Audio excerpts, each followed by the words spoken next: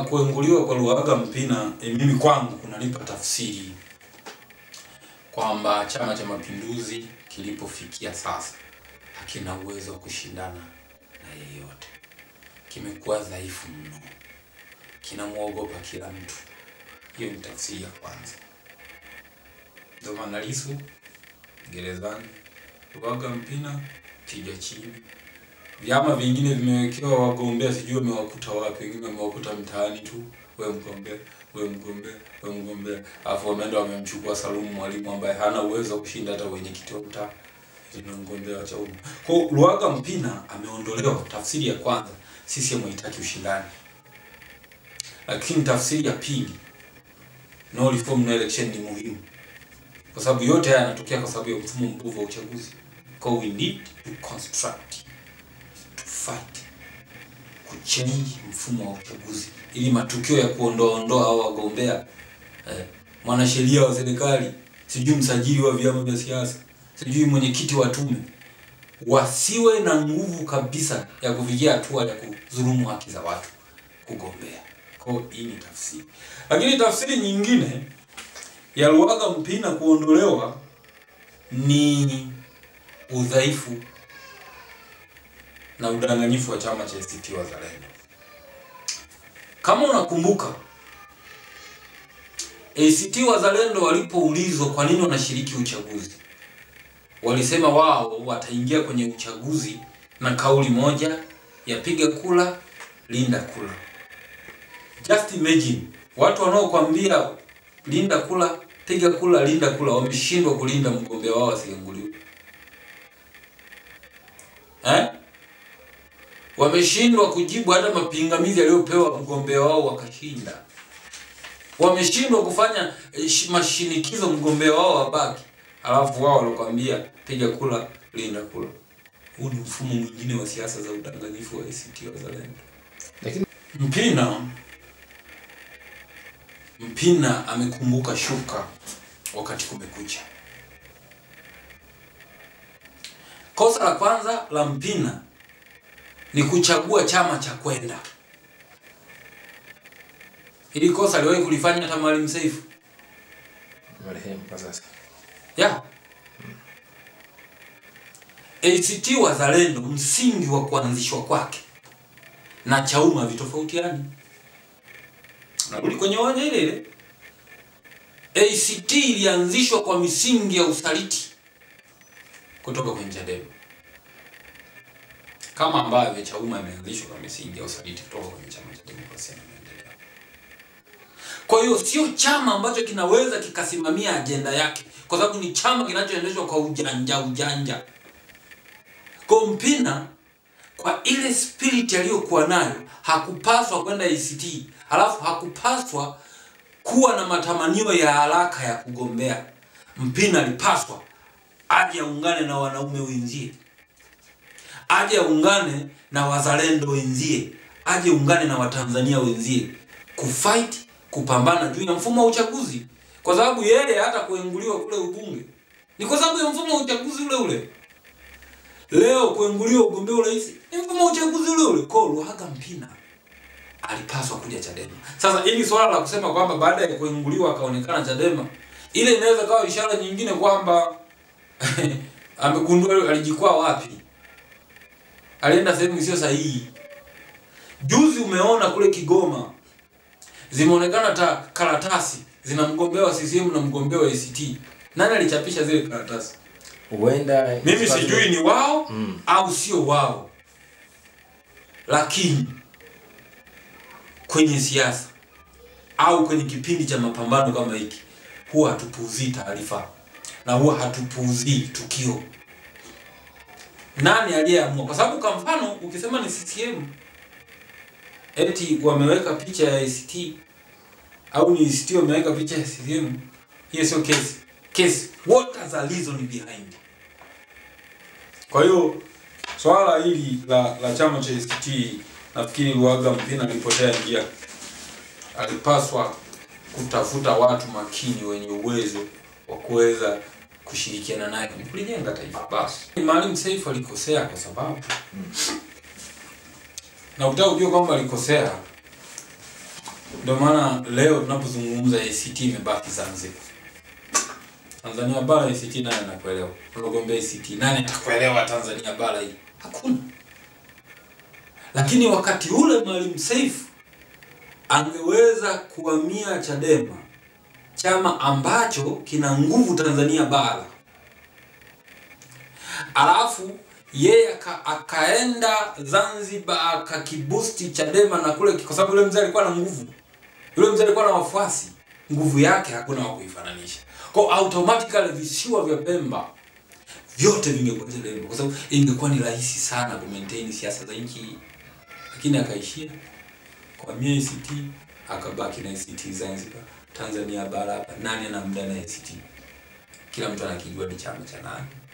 Kwa mfano nikikuuliza hata wewe mwandishi, Zitto Kabwe ni nani kwenye chama? Wanasema ni kiongozi mstaafu, lakini ndio mwenye maamuzi na ndio mwenye sauti mpaka sasa hivi. What the meaning of mshauri? Kwa mujibu wao kama ni mshauri. Na ushauri sio maamuzi. Ni lazima tukubaliane. Ushauri sio maamuzi. Leo hii unapozungumzia ACT, kwa mtu yeyote ile akili inamjia Zitto Kabwe. Lakini Zitto Kabwe alishafanya? Alishastaafu. Kwa ni kama kile chama amekishika na kiangalia hivi. Kwa sababu ndio muasisi wenda, ndio maana inatokea. Kuwa muasisi haimaanishi wewe uendelee kudrive hicho chama siku zote. Waachie na watu wengine akili mpya zifanye kazi. Kwa hiyo hayo ni makosa ambayo wanafanya wanasiasa, na Luhaga Mpina alipotea kwenye hilo. Kwa hiyo lakini bado anayo nafasi. Anayo nafasi. Na kipindi hiki ndio kizuri sana, tunamhitaji sana Luhaga Mpina aweze kuja kwetu ili tuongeze nguvu kwenye no reform, no election, tupate mageuzi, mabadiliko ya kiuchaguzi.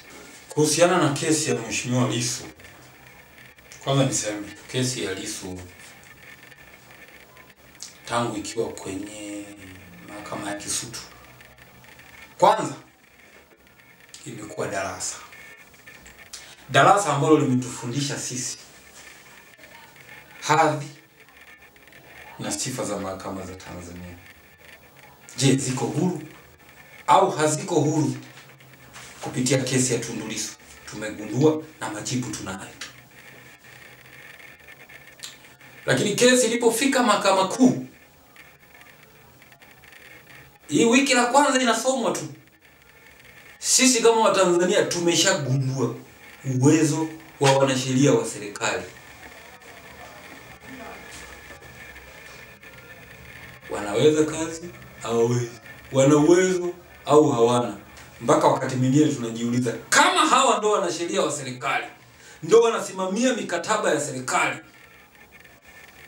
kwa mfumo wanaoendesha kesi ya Lissu, nchi ina haki kwa inaingia hasara kila mwaka.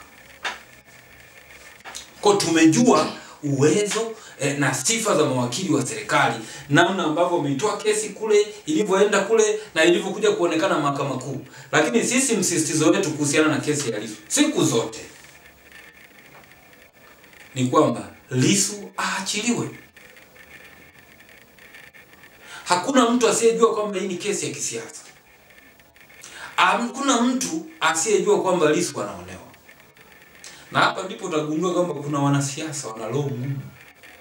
Hivi mtu unaweza kumkamata mtu ukamweka ndani ukampa kosa kubwa, lakini nafsi yako inajua kabisa kwamba huyu mtu hajafanya kosa. Ana familia, anateseka gerezani. Na wewe unajua. And then you know kwamba huyu hana mistake aina yoyote. Lakini unamwacha anateseka gerezani. Unamwacha anaumia, chama chake kinaumia. Kwa wito wetu siku zote kwamba Tundu Lissu haachiwe bila masharti, aweze kuendelea na shughuli zake za kisiasa, na sisi kama wanachama tunamsubiri kwa hamu ili tuendelee na shughuli zetu za kisiasa. Wao si wameamua kuendelea na uchaguzi, let them go. Lakini sisi tuachie chama chetu na mwenyekiti wetu tuendelee na shughuli zetu za kisiasa. Kwa yote unadhani wananchi bado waendelee kuweka imani kwa Chama cha Demokrasia na Maendeleo? Ili nalirudia labda mara ya tatu. Kesi ya Lissu, no reform no election, na mfumo mzima wa uchaguzi unavyoendeshwa katika nchi umewaweka Watanzania kwa kitu hiki kimoja. Umewafanya Watanzania wawe na kauli hii moja. na kauli hiyo ni no reform no election, na kumewafanya Watanzania wawe na msimamo mmoja wa kumuunga mkono Tundu Antipas Lissu pamoja na chama chake Chadema, ambao ndio waasisi wa no reform no election, ambao ndio waasisi wa hoja ambayo iko kwa wananchi, ndio walioshikilia no conflict ya Chama cha Mapinduzi. Kwa Chama cha Mapinduzi wanatakiwa wapambane na hali yao. Sisi watulisi migogoro ya vyama vingine. Sisi mpambano wetu ni no reform no election. Wao wanaendelea kupambana na Polepole. Isipokuwa sisi tunamsikiliza Polepole na tunamuelewa vizuri na anayezungumza tunayanoti vizuri, lakini hatuna uwezo wa kuingilia ugomvi wao wala lini watamalizana wenyewe. Lakini kuhusiana na kauli ya Mwabukusi, kuhusiana na watu wanaopigana wakiwa far away, na yenyewe mimi no comment. No comment, kwa sababu kuna utofauti wa kupigana front moja kwa moja na kupigana ukiwa mbali. Who is trusted ni yule ambaye yuko front mbele, bali yuko eneo la tukio. Kwa hiyo no comment. Kwa hayo siwezi kuzungumzia sana. Sisi wanapozidi kupasuka wanatoa njia, sisi tunazidi kusonga mbele. By the way ni kwamba hoja nyingi anazoongea Polepole zinatuongezea sisi credit. So what? Kwa hiyo vita ya panzi, furaha ya kunguru hazivujo, itabaki kwa hivyo. Iza mimi siwezi kujadilishwa Polepole, but I take in advantage point anazozizungumza. Juu anatoa siri, sijui anapambana, mimi sitaki kujua. What I know is no reform no election, lakini nikipata muda namsikiza na Polepole. Lakini our focus kama Chadema, our focus kama Watanzania ni no reform no election. Kwa hiyo hii no reform no election, hakuna njia nyingine yoyote ya kuitoa kwenye reli. We will never turn back. Kwa hiyo Polepole na CCM waendelee kukanyagana. Lakini sisi kwamba tuanze kusherehekea siki Polepole amesema sisi CCM tutapoteza hii focus. Lakini kwa sababu tuko kwenye focus yetu huku tunasikiliza lakini sisi ni no reform no election. Polepole amesema hivi, sisi ni no reform no election. Polisi wanamtafuta Polepole, sawa, no reform no election. Focus yake kila mtu abebe mzigo alionao. Kama wao walitibuana kwenye uchaguzi wao wa chama wa ndani, walitibuana nao kwenye ni wao. Sisi focus no reform no election. Kwanza niweke clear jambo moja. Umekuwa kuna sintofahamu kwa muda mrefu sana kuhusiana na viongozi wa dini kuto kufanya au kujishughulisha na siasa. Wengine wanasema wana haki, wengine wanasema hawana haki. Lakini mwisho wa siku siasa wakati mwingine uzitambue labda wewe mwenda wazimu. Mtu anayekwambia kwamba viongozi wa dini wajitenge na siasa, wajitenge, sawa. Alafu mtu huyo ukimwambia kwamba hizi mamlaka zilizoko duniani zote zimetoka kwa Mungu, anachekelea, anafurahi kwamba yeye mamlaka yake imetoka kwa Mungu. Tangu lini mamlaka iliyotoka kwa Mungu ikawazuia watumishi wa Mungu?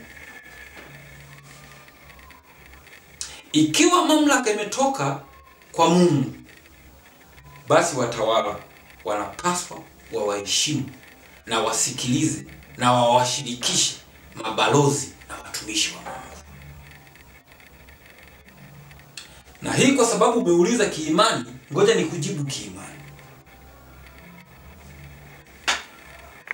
Mwanzo kabisa wa ulimwengu, wafalme wengi kwanza walikuwa ni lazima wapendeze machoni kwa Mungu, wao watumishi wa Mungu.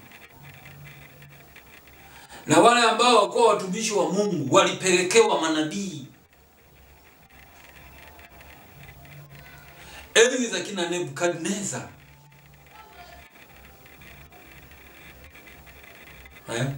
Herode amekuja kupambana na nani? Na Yohana Mbatizaji. Danieli amekuja kucheza na wakina Nebukadneza pamoja na wakina Yezabeli. Yaani watumishi wa Mungu automatically, kama tutalijadili kiimani, ni kwamba wale ni ambassador of God. Kazi yao ni kushauri, kuelekeza na kutoa maono juu ya wapi taifa linatakiwa kwenda. Nyumba za wafalme wa zamani zote zilikuwa na manabii. Kwa nini? Si tumesema utawala wote ni mamlaka yote ndogo kwa Mungu. Sasa Mungu anaweza siongee na wewe mtawala moja kwa moja, akaongea na viongozi wa dini kwamba wakuambie. Kwa mchango wa viongozi wa dini ni wa muhimu sana katika kuendesha siasa, katika kuendesha nchi na kuifanya nchi iwe imara siku zote. Mfano, ukienda South Africa, Afrika ya Kusini, harakati za ANC na ubaguzi wa rangi, kulikuwa kuna askofu mmoja wa Anglikana anaitwa Desmond Tutu. Hilo ni moja tu ya mfano. Wakina Mahatma Gandhi, wakina Mother Teresa ni viongozi wa dini waliofanya mchango mkubwa kuhubiri amani na haki. Na pengine labda tungewapa nafasi kubwa viongozi wa dini kwenye nchi yetu, hata haya no reform no election yasingekuwepo. Hata haya mambo ya chama kimoja kufanya uchaguzi peke yake yasingekuwepo. Lakini viongozi wa dini wana nafasi kubwa sana ya kuelekea kwenye uchaguzi. Nafasi ya kushauri, nafasi ya kuomba, nafasi ya kuyatengeneza yale yaliyoharibika.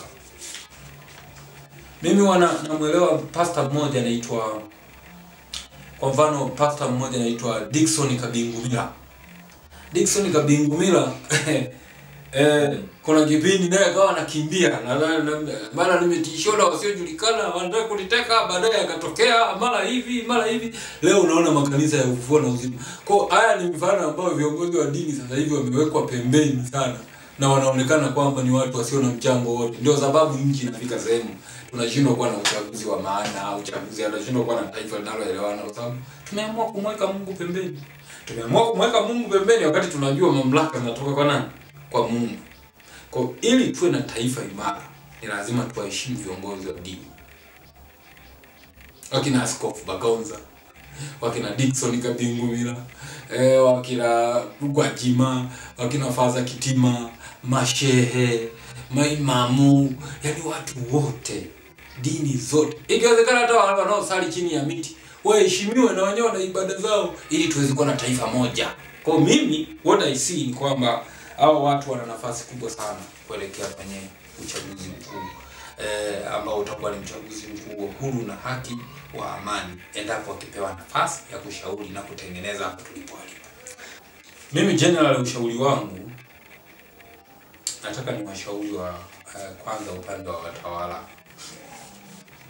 Hakuna Mtanzania ambaye haipendi nchi yake. Kila Mtanzania anaipenda nchi yake. Hakuna Mtanzania ambaye haipendi amani. Watanzania wote tunapenda amani. Hakuna Mtanzania ambaye haheshimu mamlaka. Kila Mtanzania anaheshimu mamlaka. Hakuna Mtanzania anayeliombea baya hili taifa. Kila mtu analiombea jema. Ushauri wangu, viongozi wa serikali wajaribu kuwa wasikivu.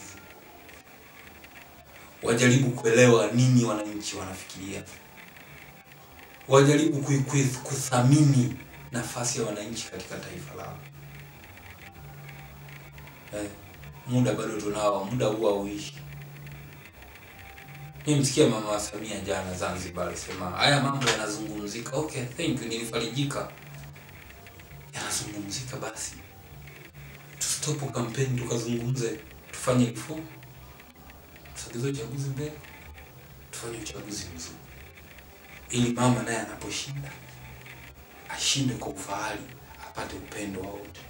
Ili mwingine yeyote atakayeshinda apashinde kwa ufahari, apendwe na watu wote. Know this. Sababu siku hizi kuna kasumba fulani.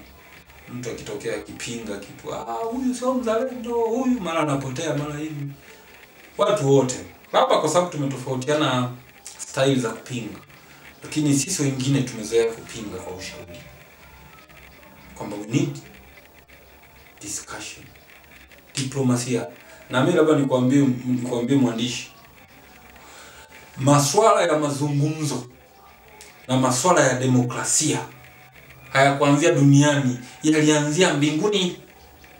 Ndio maana ukisoma katika ule Ufunuo wa Yohana wanasema kikao kilikaliwa mbinguni, wazee 24, Mungu anauliza ni mtume nani? That's a democracy. Mungu angeweza tukusema wewe nenda. Lakini Mungu mwenyewe muumba wa mbingu na nchi, katika kile kitabu cha Ufunuo anasema ni mtume nani? Maana ilikuwa ni discussion. After there tumeona vile vile katika Tanzania ya zamani, miaka ya nyuma mpaka leo, maeneo mengine watu wana solve migogoro kwenye jamii zao kwa kukaa chini ya miti, wanakaa wanadiscuss. Mtu amekosea anaitwa, anaulizwa kwenye kikao, mnatengeneza amani na dunia. Kwa hiyo mimi ushauri wangu kwa serikali, kwanza ni lazima wajue kila Mtanzania unayemuona, yule anayesifia au yule anayepinga, pengine anaipenda nchi, anawapenda viongozi, anawaheshimu viongozi kuliko yule anayesifia. Kwa sababu anayesifia hawezi akakwambia wewe kitu.